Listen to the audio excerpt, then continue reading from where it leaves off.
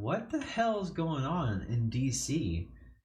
I heard Trump is doing something about locking it down. I don't really follow that stuff, but I will dip my toe into it. And apparently there is an employee that like threw a sandwich at someone. I'm curious.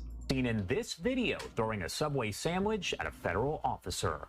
The footage obtained by our Fox 5 DC station shows the incident earlier this week during a confrontation in downtown Washington, D.C. Court documents allege the man is now former DOJ employee Sean Dunn and that he yelled profanities at a U.S. Customs and Border Protection agent before hurling that sandwich right at him, and then, as you can see, taking off running. Attorney General Pam Bondi posted about this earlier on today here on social media, and I do want to pop that up for you. She said, yeah, hold on, man. I gotta see that one more time.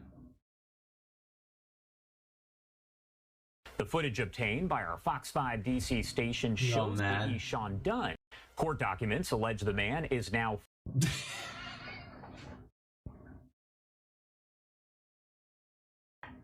confrontation in downtown Washington, D.C. This is great. Court documents allege the man is now here. You know what? I'm gonna go to Subway. I'm gonna make myself a really nice meatball marinara because those are the ones I usually eat. I don't know about you, but I'm gonna go to Subway, get myself a really delicious meatball marinara. I'm gonna go downtown in Washington D.C., see a whole officer troop of people, probably ICE or something like that, or probably I don't know, just a bunch of officers. I'm gonna head down there, grab my Subway, and just chuck it into his chest and run. What was this guy thinking? Now former DOJ employee Sean Dunn, and that he yelled profanities at a U.S. Customs and Border Protection agent before hurling that sandwich right at him, and then, as you can see, taking off running. Attorney General Pam Bondi posted about this early. What are we doing, guys? Are we living in the Matrix? Like, seriously, at this point, give me the red pill, man. This is ridiculous.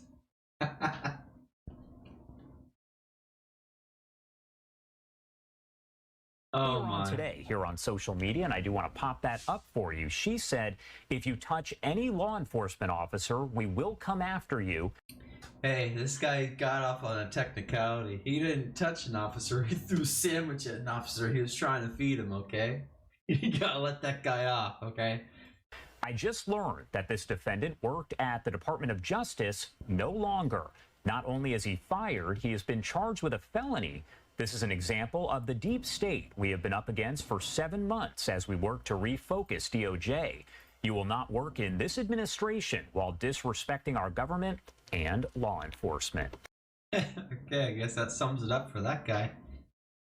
He's out. So, the sandwich man is out, man. The sandwich man can. Oh my God, that was great. I do want to discuss all of this further as we get more and more details on the developing story. Nima Rahmani, a friend of the show, is the president of West Coast Trial Lawyers, and he's a former federal prosecutor. Thank you so much for taking the time to be here with us today. Of course, Josh. Thanks for having me. Boy, man, are we really gonna have these guys talk about two men having a disagreement and another man throwing a sandwich at that man? Oh, what are we doing here? Like, seriously, where are we living? Okay. Of course. And first off, I did want to ask you overall about the situation in general, because we are talking about felony assault. How exactly does that differ from maybe simple assault? And does a sandwich meet the criteria of any of that? Yes, it does. It does meet the criteria. You get assault if you spit on someone. I think that's more grosser than the sandwich, but Josh, you're spot on. This is not felony assault. Felony requires some sort of weapon, usually a deadly weapon, or substantial bodily injury. And throwing a Subway sandwich at someone may be assault, but it's simple assault. It's a misdemeanor under 111 United States. Now, they can probably get them on something like doing it to an officer. They can probably stack something on that way, but no. He didn't kill the guy. He just threw a Subway sandwich at his bulletproof vest. He took it pretty well. He was like,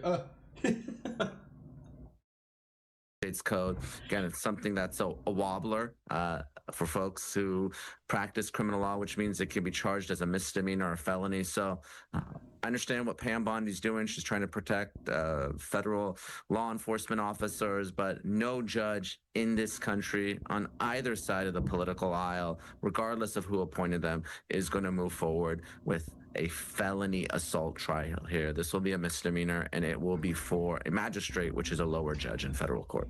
nah, he And I should. do want to ask, if this does end up getting prosecuted as a felony assault, how do the penalties kind of differ when you're talking about a felony assault versus a simple assault?